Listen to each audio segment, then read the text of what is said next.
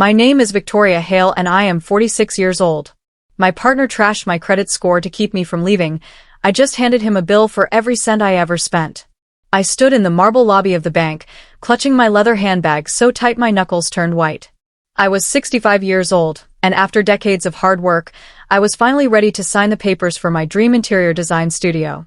This wasn't just a business. It was my legacy. The loan officer, a young man who wouldn't look me in the eye, sighed heavily as he closed my file. "I'm sorry, Victoria," he said, his voice dripping with a pity that felt like a slap. "Your credit score has plummeted to 420. You have 6 maxed-out credit cards and a defaulted loan on a luxury yacht." My heart stopped beating for a second. The room felt like it was spinning. I don't even like the ocean, and I certainly don't own a boat. But that morning, my partner Marcus had posted a photo of himself on a glistening white deck, holding a glass of champagne. The drive back to our penthouse was a blur of red lights and hot tears. I found Marcus in the living room, pouring himself a glass of expensive wine as if he hadn't just ruined my life. I threw my bag on the table and demanded to know why my credit was in the gutter. He didn't even flinch. He just smiled, that smooth, oily smile that used to make me feel safe. "I did it to protect you, babe," he whispered, stepping closer until I could smell the oaky scent of his drink. "If you have good credit, you'll think you can leave me. This way, you're safe. You're mine. You need me to survive, Victoria." He reached into his pocket and slid a shiny new credit card across the table toward me. "This is an authorized user card," he said coldly. "It's for groceries only. Don't let me catch you spending on anything else." If this story of betrayal is hitting home for you, please subscribe now. Your support helps me keep sharing these truths, one lesson at a time. That night, Marcus was terrifyingly tender. He sat on the edge of the bed and took my weathered hands in his. He traced the lines of my palms with his thumb, whispering about how lucky I was to have him. He told me that I was a financial failure and that the world would chew an old woman like me up and spit me out. He talked as if he were a hero saving me from my own incompetence. I lay there, heart pounding, waiting for him to fall into a deep sleep. When his breathing finally leveled out, I grabbed his phone. I used his thumb to unlock the screen while he dreamt. There it was, the yacht loan. He had used my social security number and a deep fake of my voice to steal my identity. As I sat in the dark, watching the glow of his phone, I thought back to 3 years ago. When we met, I was the one with the life savings. I had spent 40 years building a reputation and a nest egg. Marcus was just a struggling artist with a charming laugh and empty pockets. I was lonely, and I let my heart lead my head. I paid for his designer clothes, his expensive dental work, and even his first failed business venture. I thought I was being a supportive partner, but I was actually feeding a parasite. Sitting there in the shadows, the cold truth finally settled into my bones. He hadn't just spent my money over the last year, he had been systematically destroying my ability to ever live without him. He wanted to turn me into a prisoner in my own life. I didn't scream or wake him up. Instead, I quietly moved all my design files to a hidden cloud drive. They weren't floor plans or fabric samples anymore. It was a 36-month itemized ledger of every single cent I had ever spent on Marcus. I went back to the very beginning, including the $4 coffee I bought him the day we met at the gallery. I spent hours in the glow of the screen, pulling bank statements and digital receipts. My eyes ached, but my hand was steady as I calculated the damage. By the time the sun began to peek through the curtains, the grand total stared back at me in bold, black numbers. $842,000. It was my entire life's work, gone into his pockets and his ego. I closed the laptop with a click. I was going to get every single penny back, plus interest. For the next few weeks, I wore a mask of defeat. I became the broken woman Marcus wanted to see. I let my shoulders slump and kept my voice small, pretending I was grateful for his protection. During dinner, I would look at him with wide, admiring eyes and ask him to teach me about how finances really worked. His arrogance was his greatest weakness. He loved being the smartest person in the room. He would lean back, sipping his cognac, and show me exactly how he hid the yacht debt and moved money through various shell companies. He thought he was showing off his genius to a harmless old lady.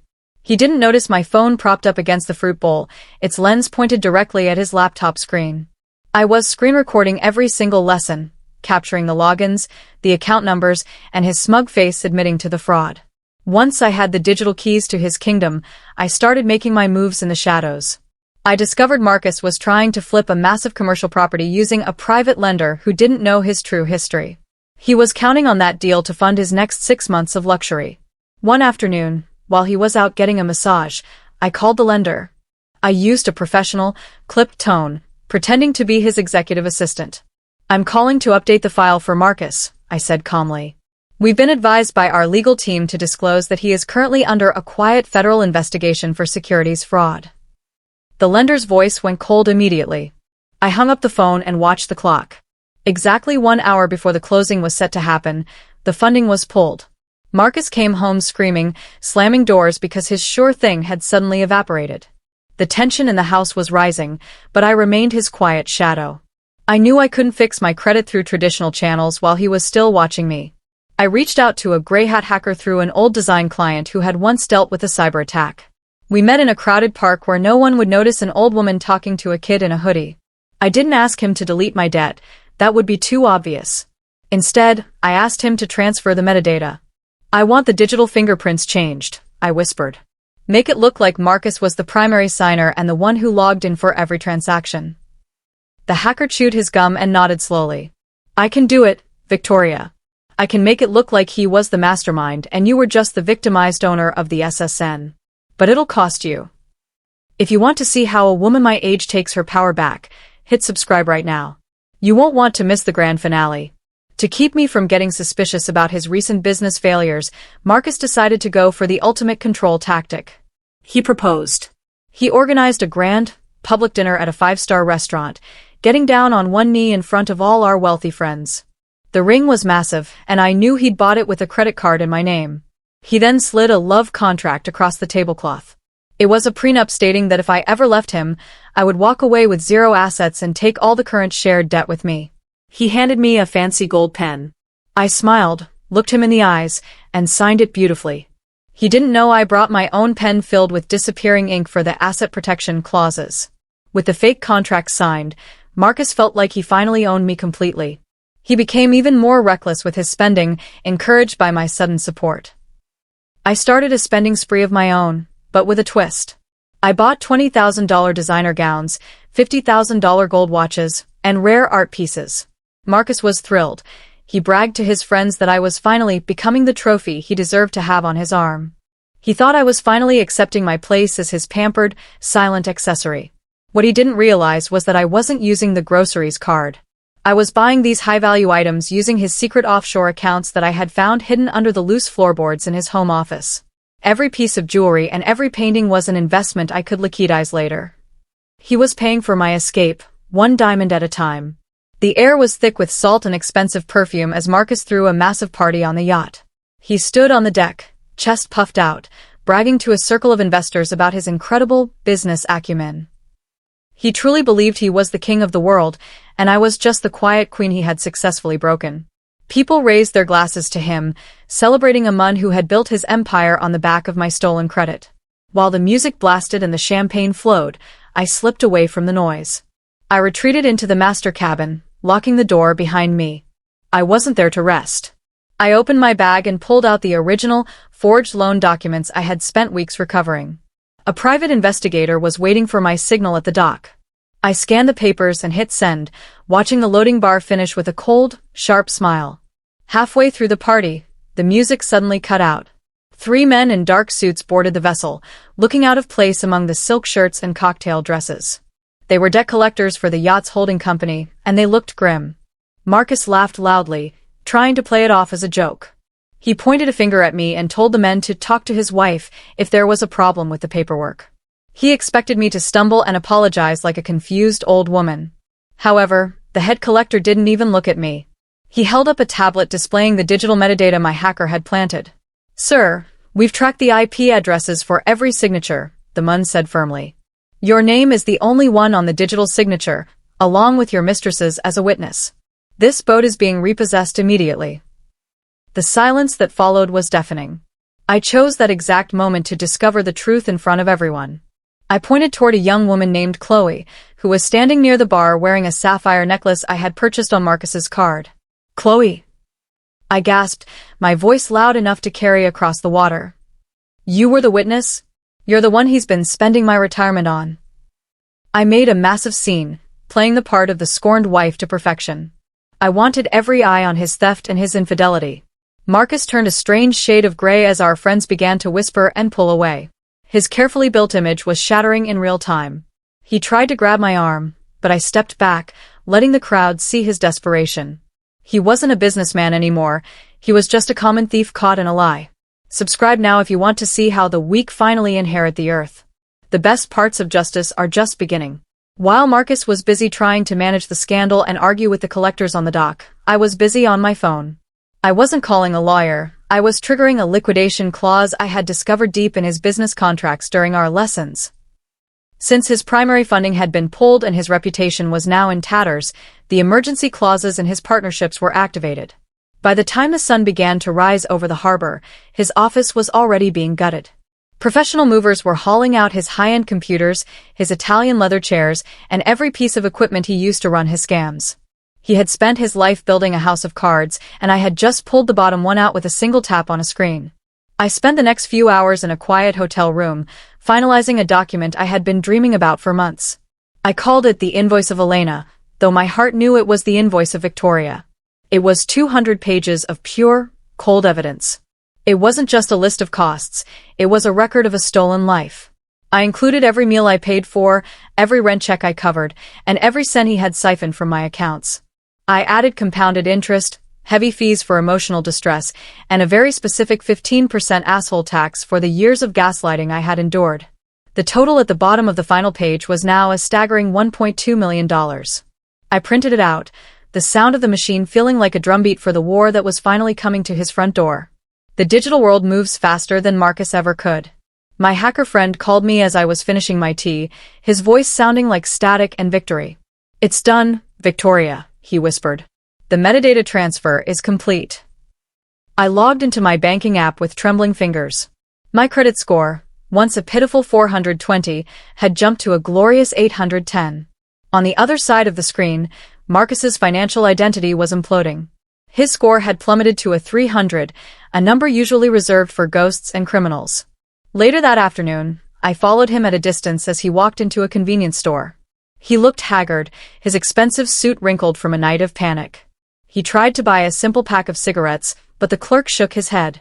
"Declined, fraud suspected," the man barked. Marcus stared at the card like it was a poisonous snake. He was officially a financial pariah. The penthouse was the next to go. It was technically in Marcus's name, but I knew the building owner personally, a woman who valued traditional standards above all else. I knew the lease contained a strict morality clause, designed to protect the building's prestige. I didn't have to do much, I simply leaked the security footage of the yacht repossession and the police report regarding his financial fraud to the landlord's office. By 5 o'clock that evening, an eviction notice was taped to our front door. Marcus screamed, throwing a crystal vase against the wall, but I didn't flinch. We were both being evicted, but I didn't care. I had already used my clean, 810 credit score to book a beautiful, private apartment in my own name across town. I packed my jewelry and left him standing among the ruins of a life he never actually earned. Marcus was desperate to save what little wealth he had left, which mostly consisted of a collection of expensive art he had bought with my money. He moved everything into a high-security storage unit, thinking it was safe from the creditors. I watched him do it, playing the role of the worried partner one last time. I even offered to pay the storage fee for the first month since his cards were all declined. He kissed my hand, calling me his savior, while I added my name as the primary account holder for the unit. A month later, I accidentally forgot to renew the authorized access for him. I let the payment lapse just long enough for the unit to go into default. Then I showed up at the abandoned auction and bought the entire contents of the unit for $500. Every painting was now legally mine. The time had come for the final face-to-face. I messaged Marcus and asked him to meet me at a high-end restaurant where we used to be regulars. He showed up looking like a man who had been sleeping in his car, though he still tried to carry himself with that old, smug arrogance. He sat down and leaned across the table, his eyes dark with desperation. "Ready to come home and be a good girl, Victoria?" he asked, his voice a low growl. "I can fix all of this, but I need you to sign over your remaining savings to me. We can start over." He actually thought I was there to beg for a place to stay. He thought he still had a leash on me. I didn't say a word. I just reached into my bag and slid the 200-page invoice across the white tablecloth. "What is this garbage?" he laughed, flipping through the first few pages. His laughter died quickly as he saw the dates, the amounts, and the asshole tax at the bottom. I leaned forward, my voice as cold as the ice in my water glass. "That is the bill for every meal, every rent payment, and every lie I paid for over the last 3 years," I replied. "Plus the $250,000 you stole for that yacht. I know about the forgery, Marcus. I have the recordings and the metadata to prove it." His face went from pale to a sickly green. I checked my watch and stood up. "You have 24 hours to transfer the first installment to my account, or I release the deepfake evidence and the recording of your lessons directly to the FBI. Your choice, Marcus. Pay me, or go to prison." Marcus stared at the total on the invoice, his hands shaking so violently the paper rattled. He tried to muster that old, terrifying glare, but the power had shifted, and he knew it. He fumbled for his phone, his thumb swiping frantically as he tried to call Chloe. He needed his mistress, his witness, his last ally in the lies he had spun. I watched him with a calm, steady gaze as he listened to the ringing that would never be answered. He didn't know that Chloe was already sitting in my car, parked just 3 blocks away. She wasn't his lover, she was an insurance policy. I had found her months ago, offered her a way out of her own debts, and hired her to testify against him for $50,000. When he finally realized she wasn't coming to save him, the last bit of color drained from his lips. I didn't wait for his 24 hours to expire. I had already set the wheels of justice in motion. The next morning, I filed a massive civil suit for financial abuse and identity theft. I made sure the filing was public and reached out to a contact in the local news. By noon, the headline was flashing across every screen in the city, "The man who caged his partner with debt." The story detailed how Marcus had used my social security number to fund a lifestyle he couldn't afford. It was a scandal the business world couldn't ignore. Men who once shook his hand now deleted his number. He became a pariah overnight, a ghost in the very circles where he used to be king. Watching him dodge reporters on the evening news was the first time I felt truly light in 3 long years. The fallout was swifter than even I had imagined. Because of the morality clause in his remaining business contracts and the mountain of fraud evidence I provided, the court moved to freeze Marcus's remaining assets immediately. Every hidden account I had tracked, every shell company he had bragged about, and every cent he had tucked away was locked tight by a judge's order. He walked out of his lawyer's office to find his luxury sedan being towed from the curb. He had no cash, no credit, and nowhere left to turn. I heard through the grapevine that he was forced to check into a dingy motel on the edge of town, the kind that charges by the hour and smells of old cigarettes. He went from a penthouse view to a stained carpet and a flickering neon sign. It was exactly what he deserved. A week later, I was working late in my new, sun-drenched office when the door creaked open. Marcus sneaked in, looking disheveled and desperate. He tried to fall back on his old tricks, attempting to seduce his way back into my life. He walked toward me with a practiced, sad smile, whispering that he had changed and that he finally realized I was the only one who ever loved him. He tried to lean in and kiss me, his breath smelling of cheap whiskey. I didn't move away, I simply held up my phone, which was already recording. I let him talk until he started apologizing for the forgery, admitting to the yacht loan and the credit cards while trying to blame it on his fear of losing me. Every word of his confession was captured in high definition, a final nail in his self-made coffin. If you love seeing a predator finally get caught in his own trap, hit subscribe right now for the final reckoning. This is where the real payback begins. I didn't just keep that recording for the police, I went live on social media. I showed the world the invoice of Victoria and played the recording of his confession for thousands of viewers. I explained exactly how financial abuse works, how it starts with small favors and ends with a stolen identity. The Victoria bill became an instant viral trend. Within hours, the hashtag was trending globally. Women from all over the world started sharing their own stories of economic betrayal, sending their own itemized invoices to toxic exes who had drained them dry. I wasn't just a victim anymore, I was the face of a movement. Marcus wasn't just losing his money, he was being erased by the truth. The bank's repossession auction was held on a gray, drizzly morning at the marina. I stood on the dock, wearing my best trench coat and a pair of dark sunglasses, looking every bit the successful woman I had fought to become. When the auctioneer called out the yacht Marcus had stolen in my name, I didn't hesitate. Because of his legal troubles and the fraud clouding the title, there were no other serious bidders. I bought the vessel for a mere fraction of its original cost using the settlement money I had clawed back from his frozen accounts. As soon as the paperwork was signed, I hired a painter to cover the old name. I renamed the boat the Credit Score. That evening, I hosted a lavish party on the deck for my closest friends and the legal team that helped me win. I made sure to sail past the dock where Marcus was sitting on a rusted bench, and I didn't let him pass the security gate. I decided to turn my pain into a platform for others. I began hosting credit repair workshops right there on the deck of the Credit Score. I invited survivors of financial abuse to learn how to monitor their identities, dispute fraudulent charges, and reclaim their independence.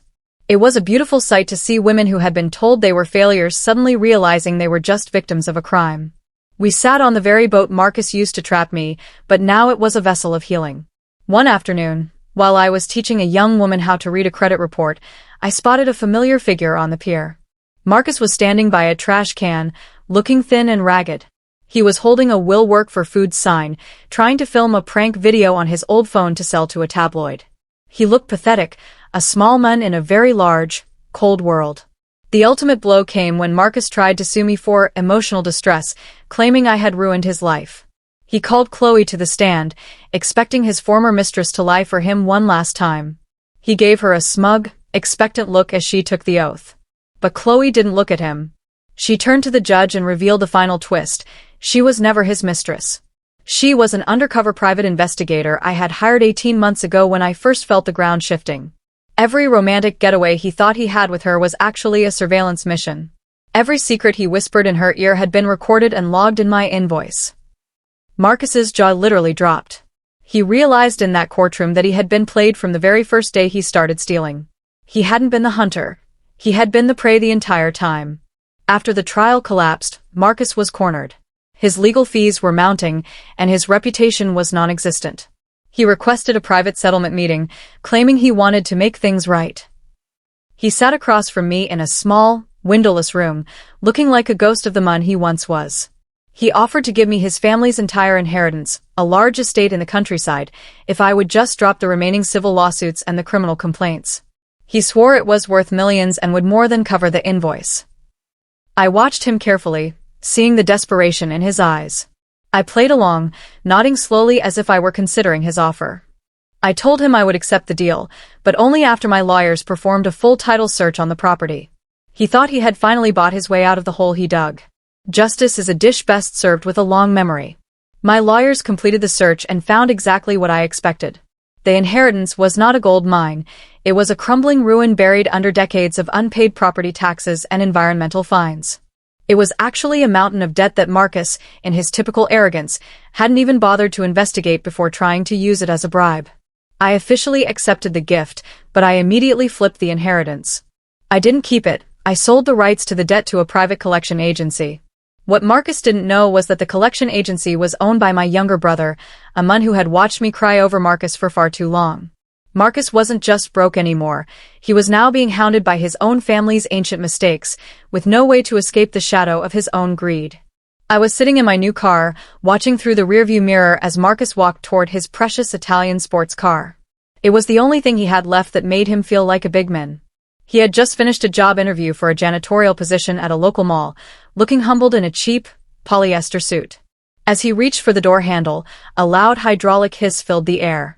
A massive tow truck backed up with surgical precision, hooking his front tires before he could even get his key in the lock. Marcus began to scream, pounding on the hood and demanding to know who authorized this. I put the truck in gear and pulled forward, letting him see my face through the glass. I didn't just order the repo, I had bought the entire towing company last week. I waved a gloved hand as I drove his pride and joy away into the sunset. The criminal justice system finally caught up with his lies. Because of the overwhelming evidence from my invoice and the metadata logs, Marcus was found guilty of third-degree identity theft and financial fraud. The judge, an older woman who didn't take kindly to elder exploitation, sentenced him to 500 hours of community service. By a stroke of absolute poetic justice, the court assigned him to a cleanup crew in the downtown district, right where my new, high-end interior design studio was located. Now, every morning before the sun is fully up, Marcus has to put on a bright orange vest and pick up trash. I made sure my contract with the city included the sidewalk in front of my building. I watch from my window with a warm cup of coffee as he is forced to polish the brass handles of my front doors before I arrive. If you believe that what goes around truly comes around, hit subscribe for the final 2 chapters of this journey. One humid Tuesday morning, I stepped out onto the sidewalk just as Marcus was finishing his shift. He looked exhausted, his hands blistered from the broom handle and his face sunburned. He looked up at me, hope flickering in his eyes for a split second, perhaps thinking I was there to offer him a glass of water or a kind word. Instead, I reached into my designer purse and pulled out a small, plastic card. I tossed it onto the pavement at his feet. "For groceries only, Marcus," I said, echoing the very words he used to trap me in that penthouse. "Just like you told me." He scrambled to pick it up, his fingers trembling with hunger. He didn't realize until I walked away that the card only had 5 cents left on it. The public shaming didn't end with the viral hashtag. A major documentary crew picked up the viral Invoice story, wanting to highlight the dangers of financial abuse in relationships. They interviewed experts, other survivors, and finally, they tracked down Marcus in his cramped motel room. He sat on the edge of a stained bed, weeping for the cameras and trying to claim he was the real victim of a calculated setup. He looked broken, small, and entirely unconvincing. When the documentary aired, the internet didn't offer him sympathy. It turned his crying face into a laughingstock meme. People used his image to represent the ultimate loser. He couldn't walk down the street without someone recognizing him from the Invoice story. He had spent his life trying to be famous, and now he was infamous for all the wrong reasons. The court finally issued the permanent judgment on my civil suit. Because he had no assets left to seize, the judge ordered a lifetime wage garnishment. For the rest of his natural life, 25% of every single dollar Marcus earns, whether it's from a paycheck, a side job, or a lucky find, comes directly to my bank account. It is a legal tether he can never cut. Every time he works an hour of overtime, he is working for me. Every time he gets a tiny raise at whatever menial job will take him, I get my cut first. He sat in the back of the courtroom, head in his hands, as the reality finally set in.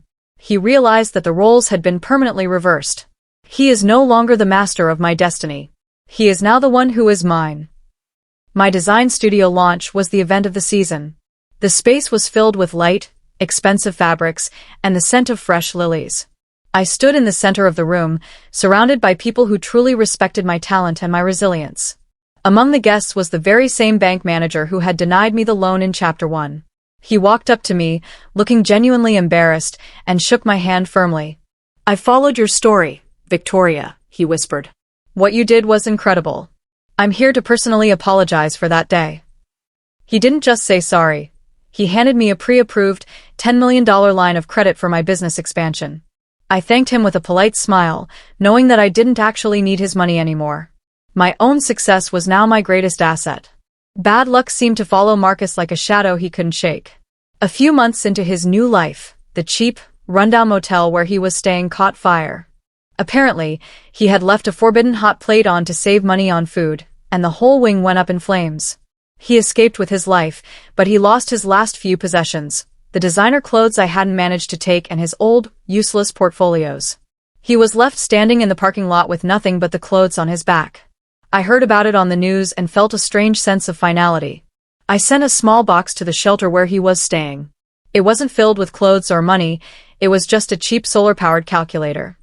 I wanted to make sure he could keep track of exactly how much he still owed me. In one last desperate move, Marcus tried to find a ghostwriter to help him pen a tell-all book about our relationship. He wanted to call it The Woman Who Stole My Soul, hoping to make a quick buck by painting me as a cold-hearted villain. But I had been watching him through my legal team. Before he could even finish the first chapter or sign a contract with a publisher, I filed a preemptive lawsuit for libel and breach of the asset protection clauses he had signed with that disappearing ink. The court ruled that since his story was built on the fraudulent life he had lived with me, the rights to his biography were technically a financial asset. I won the case handily. I now own the legal rights to his entire life story. He can't even tell his own side of the tale without my written permission. One morning, I received a notification on my tablet from the credit monitoring service I had set up for him. I stared at the screen for a long time, mesmerized by the data. Marcus's credit score had actually hit 0. Mathematically, it should have been impossible, but with the combination of his identity theft convictions, his massive garnishments, and his total lack of income, the system had effectively deleted him. He had become the first person in the history of the local bureau to be financially invisible. He couldn't get a phone plan, he couldn't rent a room, and he couldn't even get a library card. He was a man walking through a world built on numbers, and he no longer had any. He had tried to make me invisible, but in the end, he was the one who vanished. The sun was setting in a blaze of orange and purple as I stood on the deck of the credit score, sailing out into the deep blue water of the Pacific. The wind was cool against my face, and for the first time in years, my chest didn't feel tight with anxiety. I pulled the original 200-page invoice from my bag, the paper that had been my weapon, and my map back to myself. I didn't need it anymore. I watched as the pages caught the wind, fluttering like white birds before hitting the waves and disappearing into the foam. He trashed my credit to keep me from leaving, thinking I was a weak woman he could control forever. He didn't realize that once I left, I wouldn't just be free, I'd be the one owning the bank. Thank you. Please like, share, and subscribe for more. Also turn on your notification bell so you be the first to get our next shocking revenge story.